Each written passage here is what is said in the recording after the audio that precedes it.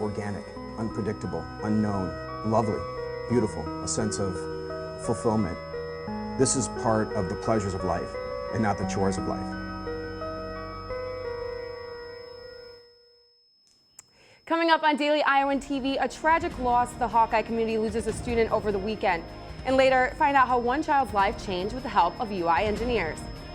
Find out if any Hawks heard their name called in the NFL draft over the weekend. We're seeing a little bit of rain in our forecast for today. Find out what the rest of the week is going to be like during our weather segment. All that and more coming your way. Don't go anywhere. Daily Iowan TV starts now.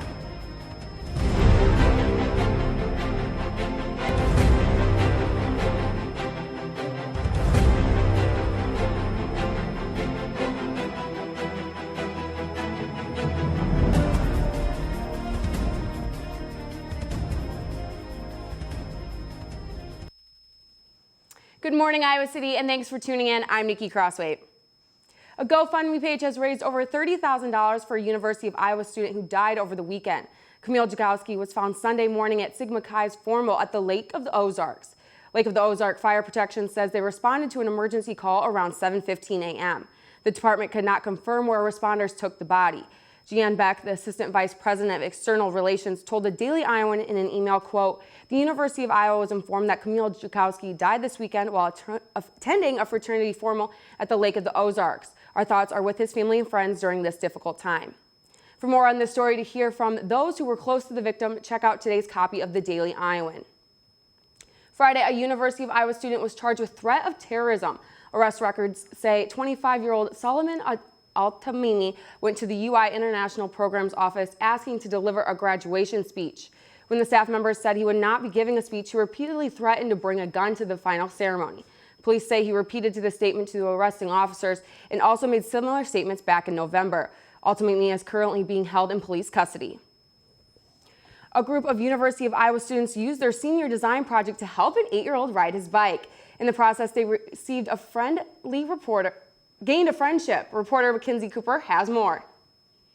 Every little kid just wants to ride their bike, but for Johnny Cole, an 8-year-old from Cedar Rapids, it wasn't that simple.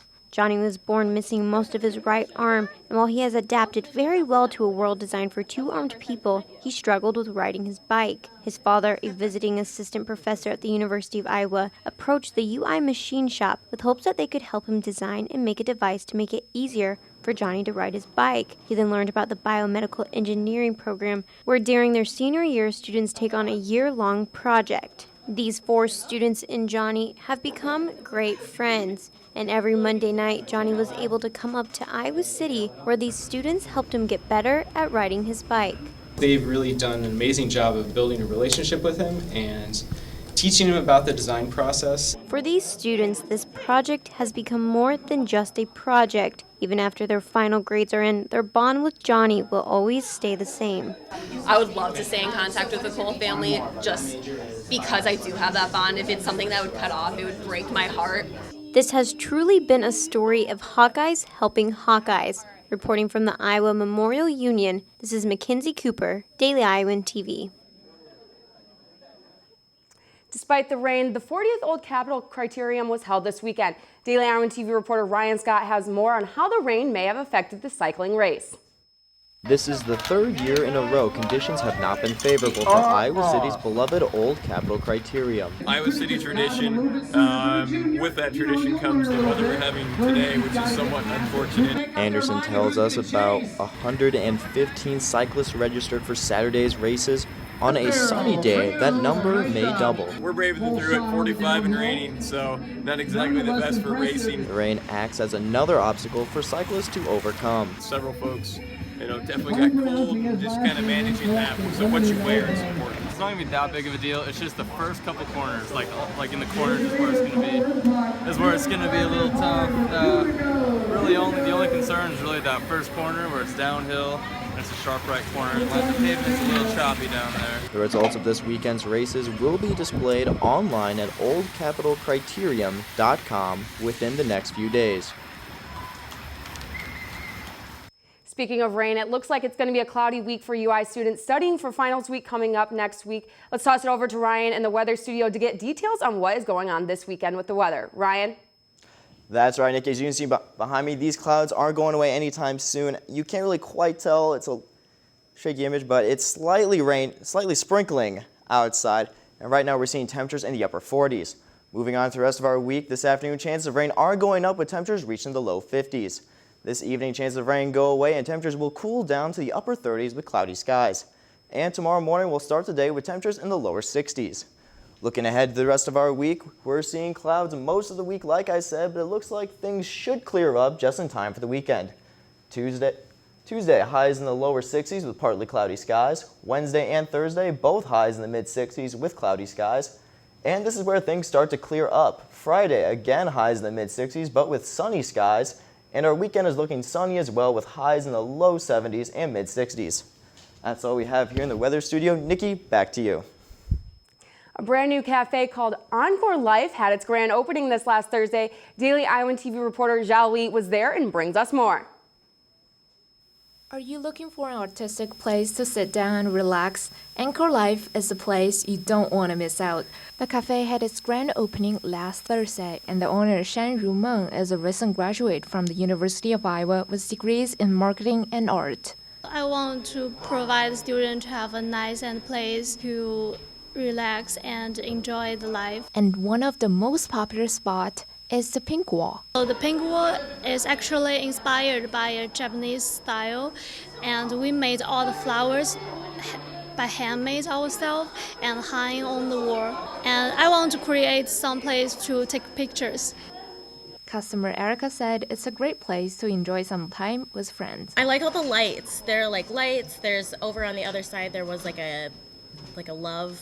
Pink wall. Yeah, a pink wall. It was really cute. Besides the simple and natural decor, they also provide a variety of drinks and desserts. We use organic green tea, black tea, and oolong tea, and some special tea to make our milk tea. Our milk cup is made by milk cream and Philadelphia cheese. In addition, they also provide a lot of Japanese and Hong Kong style desserts, sakura raindrop cake, coconut milk jelly, just to name a few. If you want a oolong milk cup like this one, you can always come to Encore Life, located on 119 East Washington Street. Reporting in Iowa City, Jelly, Daily Iowan TV. Yesterday, the 38th annual River Run took place right here in Iowa City. The River Run is a yearly race that raises funds for those with disabilities. Despite the light rain and having to push the event back, runners were able to kick the race off by 9 a.m. Exciting weekend for four Hawkeye football players, Let's toss over to Ashley in the studio for details on who was drafted. Thanks, Nikki. The NFL draft took place over the weekend, and four Hawkeyes heard their names called. Former quarterback C.J. Beathard was the first Hawkeye picked up. He was drafted in the 3rd round by the San Francisco 49ers. And joining him is former tight end George Kittle, who ended up being a 5th-round pick. In the 4th round, former defensive tackle Jaleel Johnson was picked up by the Minnesota Vikings. And finally, former defensive back Desmond King was picked up in the 5th round by the Los Angeles Chargers. 4 other Hawkeyes were free agents, including former running back LaShawn Daniels, who was picked up by the New England Patriots, along with former offensive lineman Cole Croston. Wide receiver Riley McCarron will be going to the Houston Texans. And finally, former defensive back Greg Maben will be heading down to Tampa Bay to be a Buccaneer. Now, with only 2 weeks of the semester left, that means the Hawkeye sports are coming to a close as well. The baseball team had its second home series sweep of the season against Penn State this weekend. Lucy Rodine has more. The Hawkeyes were scheduled to return to Big Ten play this weekend when they took on Penn State in what was supposed to be a 3-day series. However, Mother Nature had different plans. The inclement weather this weekend forced the Hawkeyes to play 3 games in just 27 hours. Weather conditions were terrible all weekend. We fought all the way. Pitchers did a good job on the mound. Hitters stayed focused. It was a big series for us. Game 1 took place Friday evening, and pitcher Nick Gallagher gave up only 2 runs to the Nittany Lions. At the plate, 3 different Hawkeyes scored runs, leading Iowa to take Game 1 4-2. Game 2 took place immediately after Game 1 with the first pitch at 10:30 p.m. Game 2 was all Iowa. The Hawks scored 8 runs behind a strong performance from Mitchell Bowe. Bowe was not the only one to step up at the plate. Freshman Grant Judkins hit his first home run as a Hawkeye at exactly 1 a.m. The hot-hitting night for the Hawks, accompanied with the strong performance from Ryan Erickson on the mound, helped Iowa cruise to an 8-2 victory. Just real happy with the guys. I thought we toughed it out, showed some grit and some mental toughness tonight. Game 3 was played Saturday evening. Despite the Hawks already having claimed the series, Penn State did not lighten up. The Nittany Lions scored the first run of the game in the 5th and held a 1-run lead until the 7th. Jake Adams hit his 16th home run of the season and ignited a scoring run for Iowa, with the Hawks hitting 4 runs in the 7th and 5 in the 8th, including an RBI from Matt Hoig that sent 3 Hawks home. It was kind of a weird one because the guy missed the ball in left field, so I had to keep running. I was kind of anticipating just stopping at second, but it's always a good feeling to get a big hit and get runs to help the team win. The Hawks won Game 3 9-1, sweeping the series. The Hawkeyes will hope for better weather when they take on Western Illinois on the road this Tuesday. Reporting for Iowa Baseball, this has been Lucy Rodine for Daily Iowan TV Sports. After this weekend, Iowa is now tied for 3rd in conference standings. The softball team dropped their weekend series to Ohio State 2-1. They will travel to Des Moines on Tuesday to take on Drake at 6 p.m. The track and field team was successful at this weekend's Drake Relays in Des Moines. Will Severson has the report from a stormy few days in Des Moines. The men's track and field team outlasted Big Ten and in-state rivals to claim the Hy-Vee Cup at this weekend's Drake Relays. The constant downpour of rain and 25-mile-per-hour winds at this week's Drake Relays provided the worst weather in the history of America's Athletic Classic. Being like third just behind one guy, I'm getting water in my face, so it's even hard to just catch your breath, because when you take a breath in, you're getting water, so even on your face, it's just hard to concentrate really on what you're doing.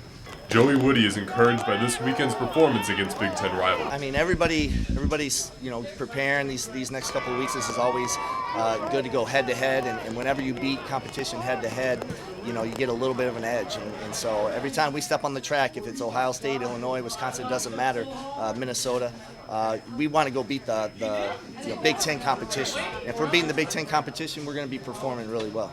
The Hawkeyes were happy to see so much support in the 38-degree weather.